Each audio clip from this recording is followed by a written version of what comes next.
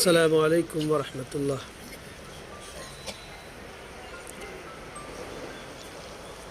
حاضرین جمعہ،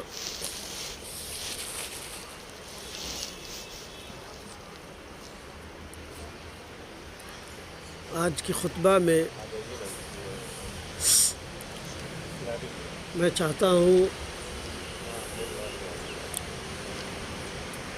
کہ آپسی محبت و الفت کے موضوع پر آپ سے تھوڑی سی گفتگو کی جائے۔ حاضرین، جب انسان آپس میں الفت و محبت رکھے گا، برداشت کا مادہ رکھے گا، تب ہی وہ دوسروں کے ساتھ بھی وہی سلوک کرے گا، ورنہ یہ بات بیکار کی ہوگی کہ آپس میں ان کو برداشت کا مادہ ہے ہی نہیں، آپس میں الفت و محبت ہے ہی نہیں، بھائی بھائی کا دشمن بنا بیٹھا ہے،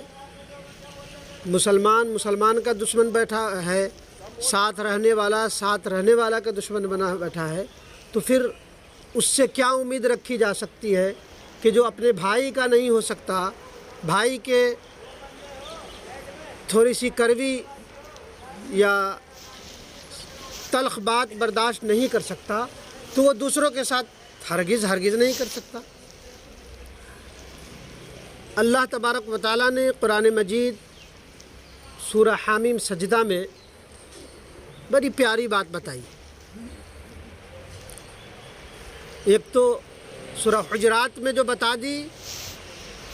وہ تو اپنی جگہ ایک نرالی ہے ہی، یا ایھا الناس انا خلقناکم من ذکر و انثی وجعلناکم شعوبا وقبائل لتعارفوا ان اکرمکم عند اللہ اتقاکم ان اللہ علیم خبیر۔ اے لوگو، ہم نے تم سب کو ایک ہی مرد آدم اور ایک ہی عورت حوا سے پیدا کیا، کنبے، قبیلے، خاندان، گروہ، ذات، نسل، دھرم میں اس لیے بانٹ دیا تاکہ تم دکھ، درد، پریشانی، آزمائش، خوشی اور شادمانی میں ایک دوسرے کو پہچان سکو اور اس کے دکھ درد کا مداوا بن سکو اور اس کے دکھ کو دور کر سکو، ورنہ کوئی امتیاز نہیں کہ کوئی بڑا نہیں۔ ان اکرمکم عند اللہ اتقاکم، کہ تم میں بہتر وہی شخص ہے جو اللہ تبارک و تعالیٰ سے سب سے زیادہ ڈرنے والا ہے۔ ساری دیوار کو ہٹا دی، امیری غریبی کو، رنگ و نسل کی تفریق کو، اور ہر طرح کے وہ اس کو مٹا دی۔ پھر کہا کہ جو دکھ درد میں، پریشانی میں، آزمائش میں یا خوشی میں اور شادمانی میں دوسرے کے کام آ سکے، اصل میں وہی اچھا ہے، وہی پرہیزگار ہے، باقی سب بیکار ہے۔ اور یاد رکھو، اللہ تبارک و تعالیٰ بہت زیادہ دانا اور باخبر ہے۔ ایک تو رہی بات کہ مذہب اسلام کا مقصد پیدا کرنے کا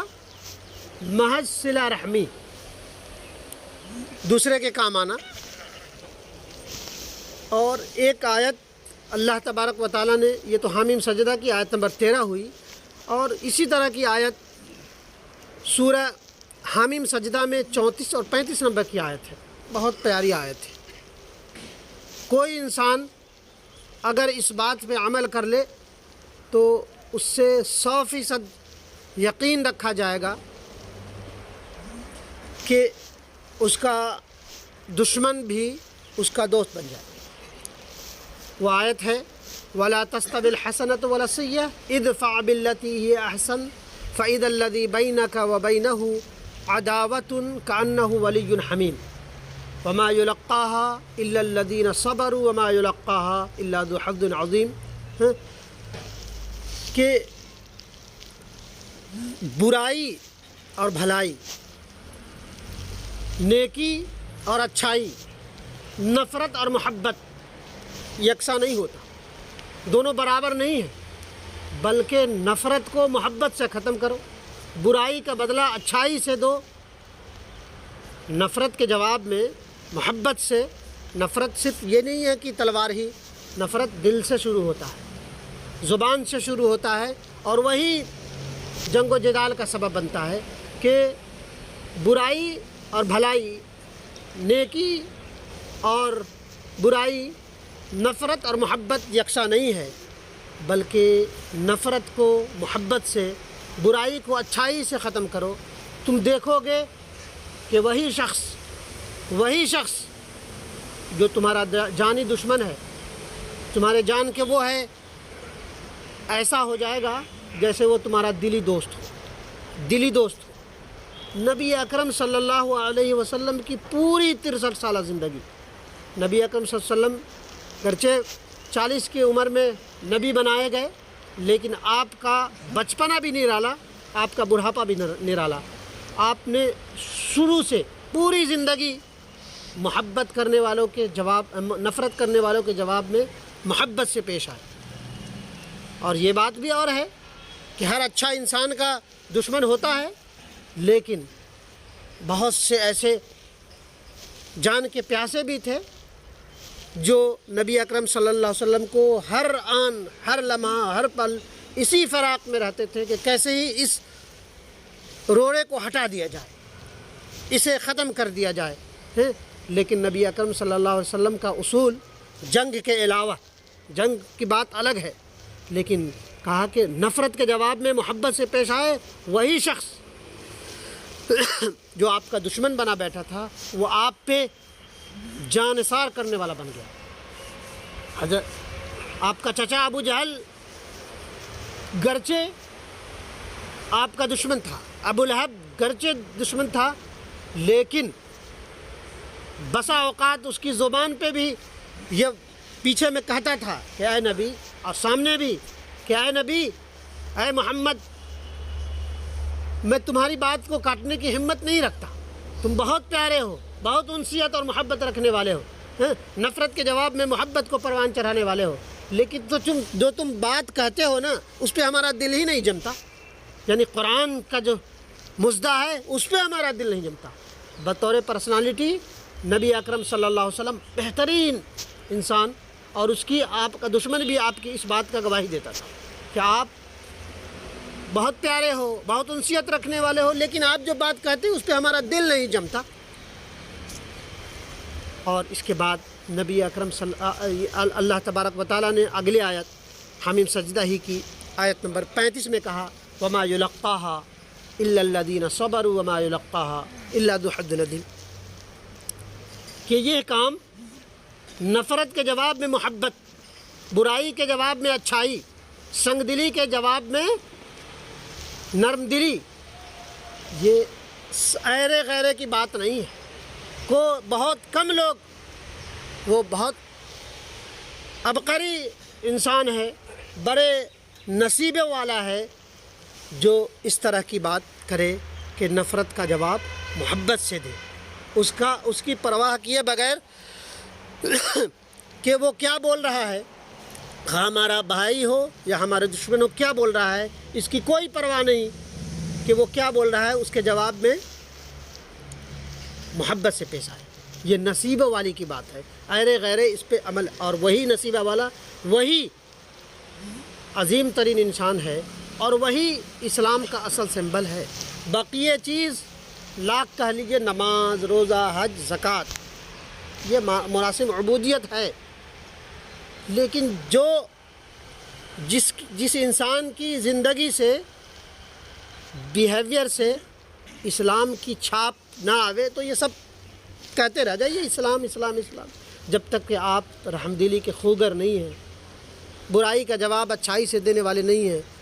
نفرت کا جواب محبت سے دینے والے نہیں ہیں، برداشت کا مادہ نہیں ہے،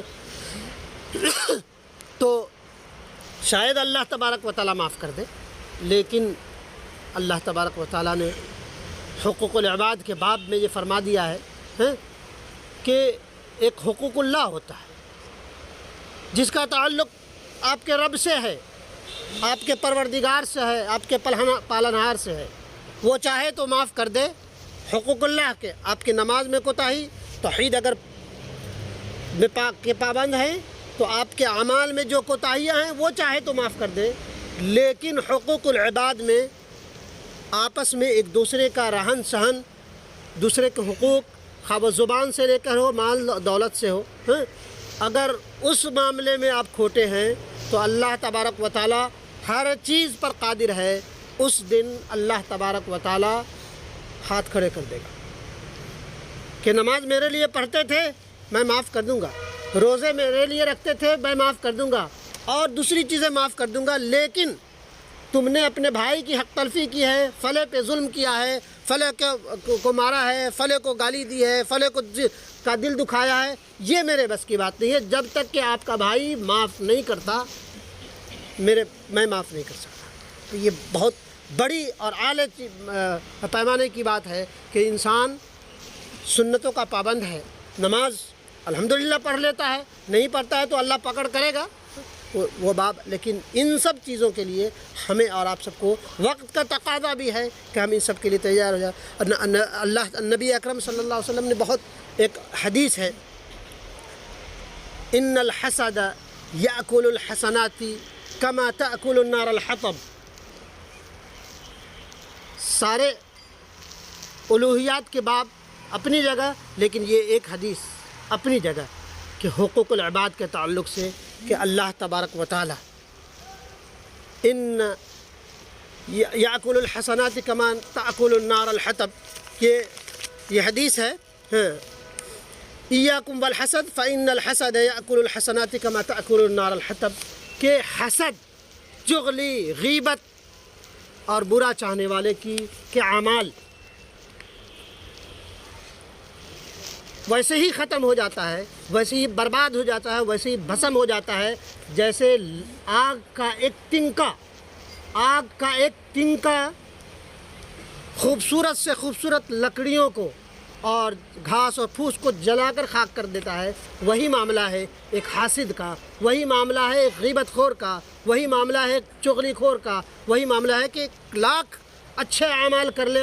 عبادات کا ڈھیر لگا لے، لیکن ان سب چیزوں کا خگر ہے تو اللہ تبارک و تعالیٰ جیسے لکڑیوں کو جلا کہ زندگی کا وہ ہے کہ ایک آگ کا تنکا لکڑی کو اور گھاس و پھوس کو جلا کر خاک کر دیتا ہے، آپ کے روزے، آپ کے نماز، آپ کے حج، آپ کے زکوٰۃ کو ختم کر دے گا۔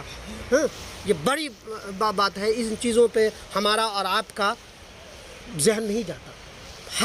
ہر تیسرا انسان بلکہ ہر دوسرا انسان دوسرے کی نعمت کو چھن جانے کی، جلنے کی بیماری ہے۔ فلاں کو نعمت مل گئی تو کیوں مل گئی بھائی، ہم بھی تو محنت کر رہے ہیں۔ فلاں اچھا ہے برا ہے، اس کے پیچھے میں غیبت ہے، چغلی ہے سر۔ تو یہ بات آپ یاد رکھیں، کان کھول کر سن لیں، کہیں بھی اس کی ریفرنس کو تلاش کر لیں کہ اللہ تبارک و تعالیٰ نے، نبی اکرم صلی اللہ علیہ وسلم نے صاف طور پہ کہہ دیا ہے کہ نبی کے نام لیوا ہیں، تو نبی کے اس فرمان کو جو صحیح سند سے روایت ہے کہ حسد نیکیوں کو اسی طرح برباد کر دے جاتا ہے، اسی طرح کھا جاتا ہے، اسی طرح بھسم کر دیتا ہے جیسے لکڑی کو آگ کا ایک تنکا کھا جاتا ہے۔